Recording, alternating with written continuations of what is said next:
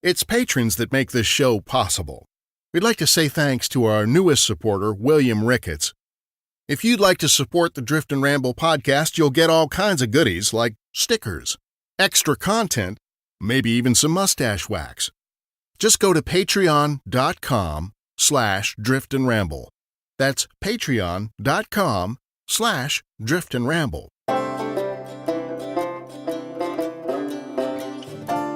Welcome to the Drift and Ramble podcast. I'm Steve Blizin.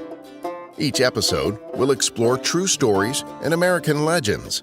From the pages of history and a few stories handed down over the years, we'll look at the people, places, and events that helped shape a nation.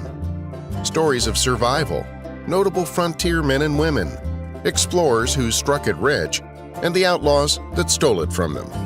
There'll be studies of saloon girls, swindlers, banditry, and bad men, profiles of lawmen and American Indians, and the good and evil that existed between them. We'll amble through the past, we'll delve into the folklore of the times, and maybe even uncover a ghost story or two. So, saddle up, or settle in, for the Drift and Ramble podcast. This is episode 36. When James Marshall first found gold at Sutter's Mill in Colma, California, he couldn't have known the trouble he was about to start. It was a brisk winter's morning, the 24th of January, 1848, when Marshall went to inspect the construction of the mill.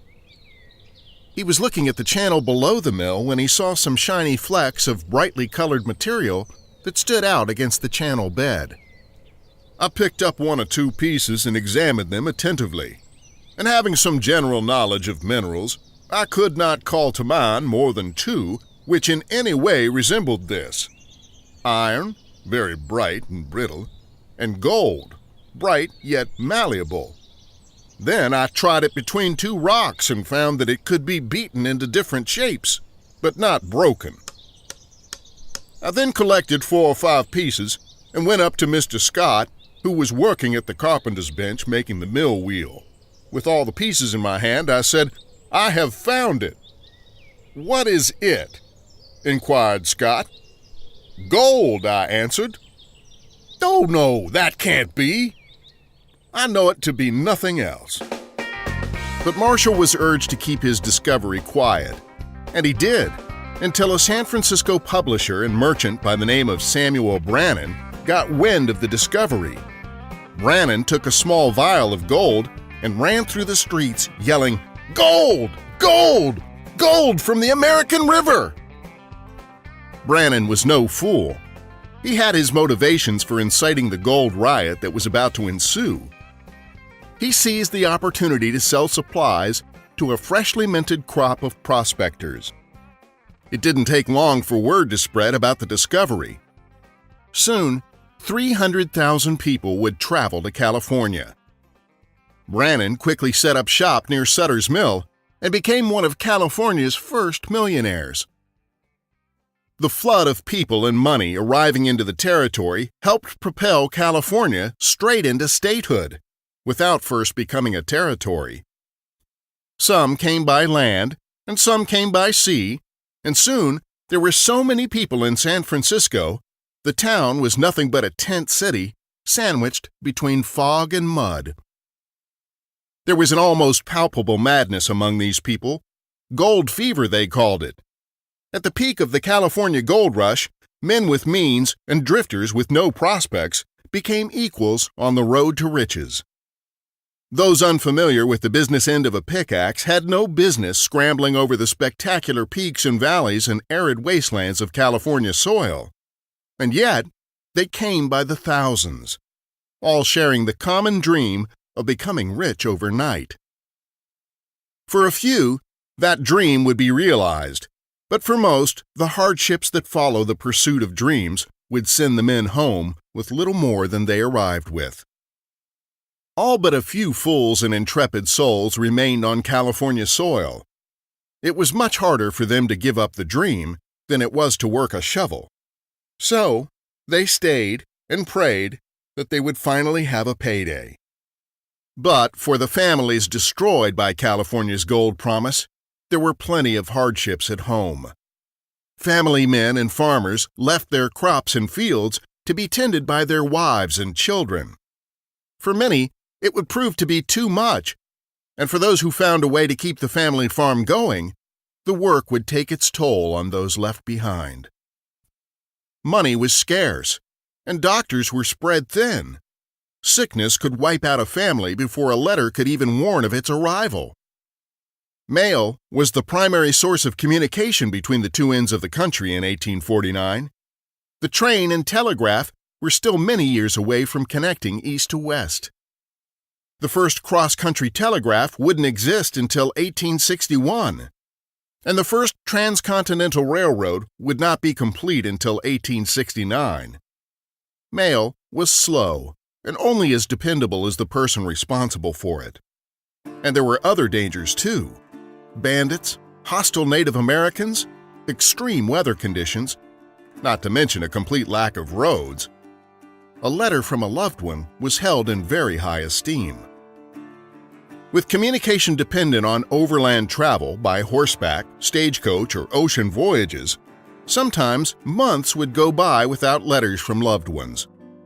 Letter writing was integral to the lives of the people of the period, however, and those who could write made the effort to communicate with loved ones as part of their daily routines. July 15th, 1851, California.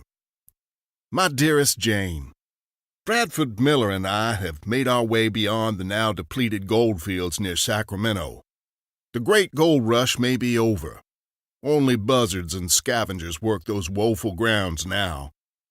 We will set a new course leading into the Sierras, and if our prayers be answered, they will lead us to the motherlode. Men are on the move all around us. Some are returning home broke and empty-handed. Others are looking for new grounds to mine. Bradford has good mining experience and is capable with both pick and pan, while I sometimes find it difficult to prospect.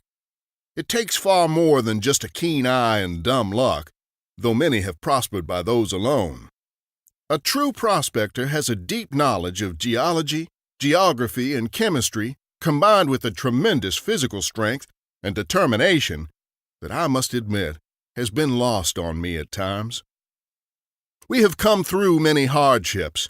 Thin supplies, poor weather, floods, lame animals, and a general lack of money have hampered our progress. We have been forced to work for big mining companies just to earn enough to continue on our own. Regardless, we persist despite the hardships. I have witnessed unspeakable crimes. Men with twice my constitution have gone mad, become victims of the weather, or simply vanished in the strange and beautiful wilderness of California. Tomorrow we will break camp and head up into the Sierra Mountains. My best to you and Mama. Your loving husband, Lester. As the once frenetic pace of the gold rush began to slow, prospectors pushed farther and farther into the wilderness of California.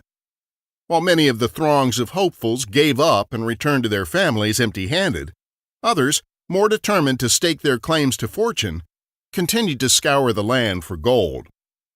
Some would work for larger mining operations, while a few would strike out on their own, covering California in all directions. Many found themselves moving south towards the Sierra Mountain Range and the beautiful Yosemite Valley, which was then still unprotected land.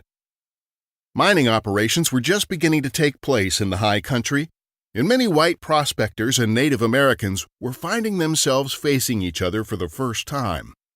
Yosemite had not yet become a national park, and the unsettled territory became a place of conflict in the early part of the park's history. September 12, 1852. Dearest Jane, I hope this letter finds you well. We have ventured into a most beautiful territory. It is a land with high mountain lakes, placid streams, rushing rivers, and lush valleys, where rivers project from the sides of cliffs and plummet eternally into spectacular mist which seems to vanish in the air before the water reaches the valley floor. The majesty of this place is marred only by reports of hostile Indians, A militia called the Mariposa Battalion has been formed to eradicate them. Attacks against miners have been made, but gold has been found in abundance here. We met a young miner on the road named Stephen Grower, who told us how he and his brother Whitney narrowly survived a harrowing Indian attack along the east side of the Merced River in the Yosemite Valley near the Mariposa Trail. 2 of his party were killed, and others were wounded, including young Mr. Grower, who showed us his wounds still present on his arm. Bradford and I have made camp beside a small lake up in the Stony Highlands, and though we have found no gold yet, we are enjoying the scenery of this majestic place and its bountiful game and lake trout. Our spirits are high, and tomorrow we will scour the valley floor to search for the motherlode. I think of you often and hope that all is well at home. Your loving husband, Lester Creek. The process of gold mining was primitive and labor-intensive in 1850. By 1852, small prospecting operations had obliterated all the surface-level gold in the primary zones near Sutter's Mill and the surrounding areas. Now, the only choice was to move to new territory once that gold had run out. The mining process typically involved setting up a sluice box near a water source. Dirt ore was then shoveled into the sluice to be processed by the flowing water. The water pushed the dirt over riffles, which helped to separate the lighter dirt and silt from the heavier gold, which then settled into the riffles while the rest of the material was carried away by the water. Soon, the miners began to use quicksilver, the common name for mercury, to catch the finest gold flakes, known as flour gold, as it was called, because the tiny particles of gold had the consistency of baking flour. The mercury and gold amalgam would settle at the bottom, making gold yields slightly higher for the same amount of effort. The mercury was then separated from the fine gold by fire, which also created highly toxic vapors. Many prospectors became unknowingly poisoned by the toxic fumes. But because the symptoms and toxicity of mercury were still widely misunderstood at that time, mercury poisoning was rarely suspected as a cause of death or even in relation to the insanity some would suffer after their exposure.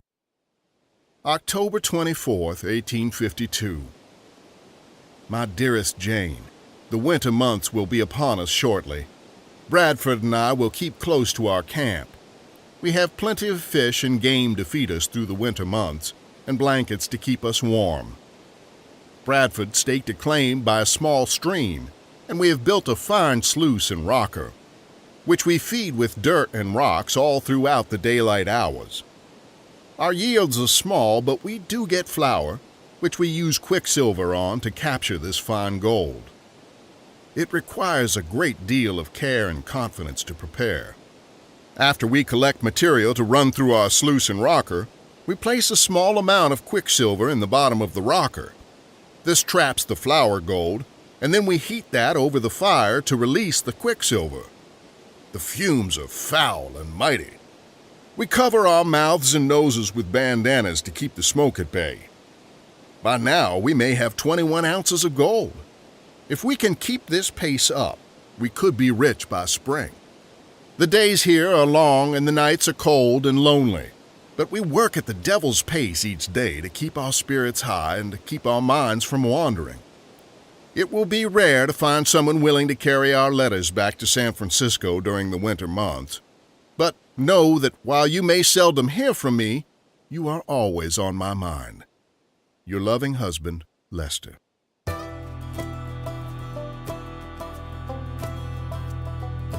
November 3rd, 1852. My dearest Jane, Bradford has taken ill. His poor constitution beckons me to find a doctor, but we are in the middle of this vast wilderness. It is rare to see another man in this place, let alone a learned physician. My face grows numb, and I have a constant headache. Game has grown scarce this winter, and I feel we may starve. Fish lay below the icy surface of our lake, but they will not surface. I could almost reach them with my hand if I dare, or a net if I possessed one. We have cleaned all the gold we have captured, but we do not enjoy our spoils. We have lost our drive, and pray that spring will bring us salvation from the tedium of these winter days. The dreams I have been having. I can no longer tell when I'm awake. I beg of you to send a doctor. We are near frozen all the time. Bradford moans his sickly sorrows, then just as quickly he chirps his praise. I am afraid he may be going crazy. 2 Indian scouts passed our camp last week. We could not allow them to make contact with their tribe. So Bradford took aim with his rifle, while I sprang forward into the brush. I signaled to Bradford when I was hidden by the trees, and just as Bradford's bullet felled the first rider, I leapt out from my lair and caught the second with my blade. We dragged the scouts a careful distance from our camp and covered their bodies with branches and snow. They won't be found till spring. Maybe coyotes will do their work and scatter the bones before the Indians can discover their lost brethren. We can only pray. Your loving husband, Lester. December 25th, 1852. Jane, I fear I must be approaching madness. My mind races. My face is numb and my mouth tastes of iron. Bradford and I fight often. He often laughs and then strikes out at me violently. I am afraid that he is losing our minds. We are worried about those 2 scouts who came after our gold. I hear them in our camp at night. They dance and howl in the moonlight. But in the morning, there is no trace of their visitation. I am suspicious of Bradford, too. Today I took the rifle out to hunt some deer. I had not noticed that my boots were on the wrong feet until I slipped, fell, and injured myself on the slippery stones by the water's edge. Bradford came running, and though I thought he would assist me, instead, he began to pounce on me, for what offense I cannot know. We struggled there in the mud for quite some time before Bradford asked me why I had challenged him. We are sick with some unknown fever and jerk about at times. He shakes almost constantly. I cannot hold the pan to collect any more gold. At least, not until this fever passes. Please send your love and prayers. Lester.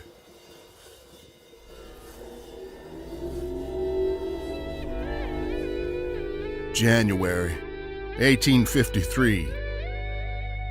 Jane, that as it may, you will make no arrangements.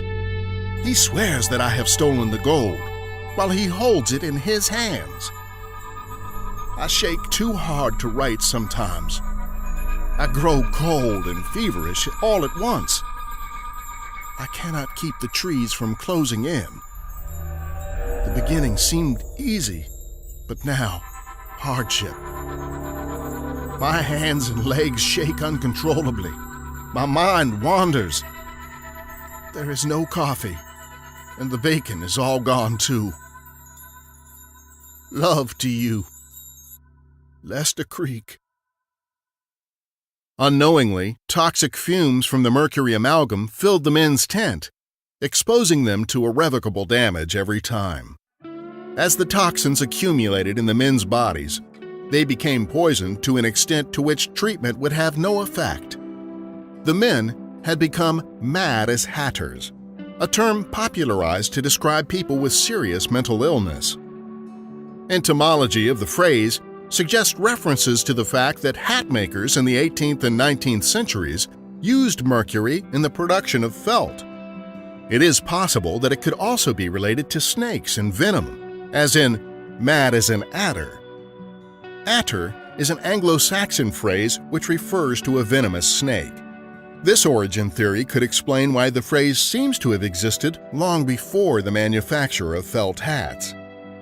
Perhaps the best-known example of this phenomenon is the Mad Hatter from Lewis Carroll's Alice's Adventures in Wonderland, written in 1865. With the making of felt hats and the high instances of madness within the community of hat makers, it would be easy to assume the phrase "mad as a hatter" originated here. At best, workplace safety standards were poor for both hat making and gold mining where the use of mercury was concerned. Hence, the rapid mental decline of our friends Lester Creek and Bradford Miller.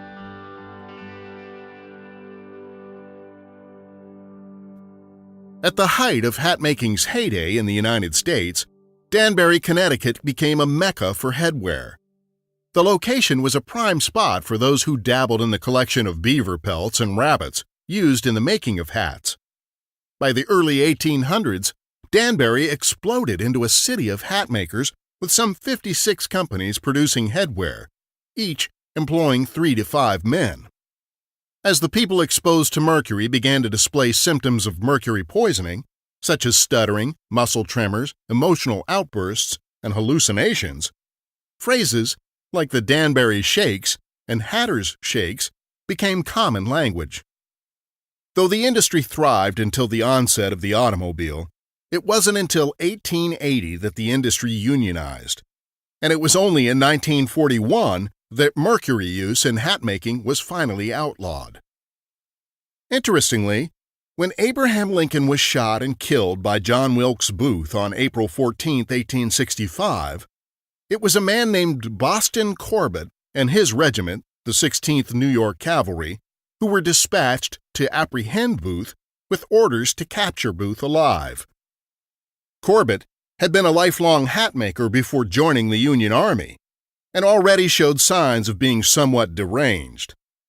He was a proficient hat maker, prone to pontificating his religious zeal from both his employer's hat-making shop and on the street corners of Boston. In 1858, after being propositioned by 2 prostitutes, Corbett returned to his living quarters and castrated himself with a pair of scissors in the hopes that he could control his libido.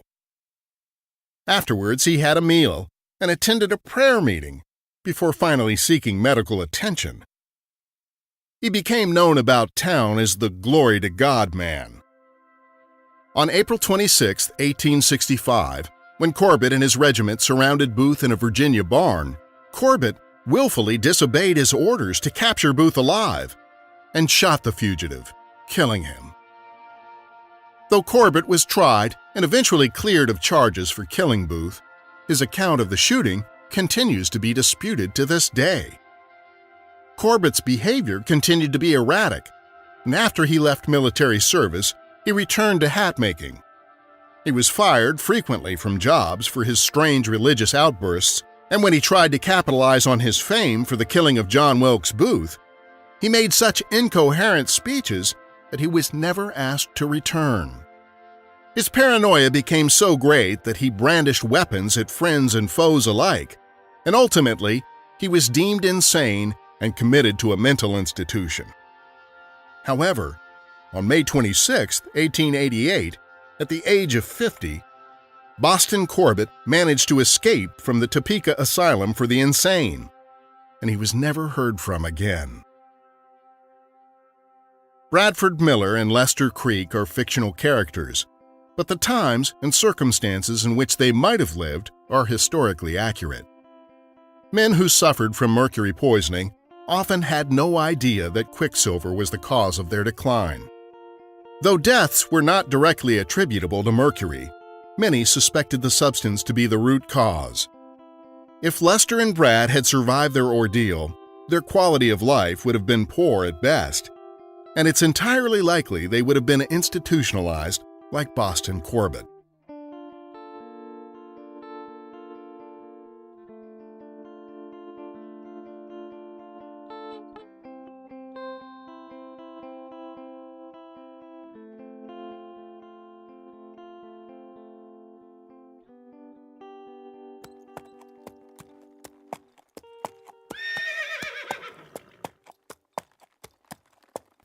Behold the road-worn drifter, the crumpled shirt, the unkempt eyebrow, the drooping mustache. This fella looks about as ragged as the horse he rode in on. No amount of soap is going to wash the weary off of his soul. But this drifter is in for a little surprise. We slipped a can of Drift and Ramble mustache wax into his saddlebags, and he's about ready to get gussied up for a long night of card playing and tomfoolery at the local saloon. An hour later, and you'd never know this High Plains hipster was the same bedraggled soul that stumbled through that set of swinging doors. Drift and Ramble mustache wax is redemption in a can. Its long-holding, all-natural ingredients are sure to keep your mustache in position, whether you're at the gaming table or out on the trail. There are no artificial ingredients in our mustache wax. It's made from all-natural beeswax and pure coconut oil. Drift and Ramble mustache wax is only available at driftandramble.com. And you're about the only soul on the planet that knows about this magical elixir. Don't settle for half stash. Put some muster in your mustache with authentic Drift and Ramble mustache wax. Get some. Drift and Ramble mustache wax is available for $9.99 a can. Not available in stores. Drift and Ramble mustache wax is available at driftandramble.com.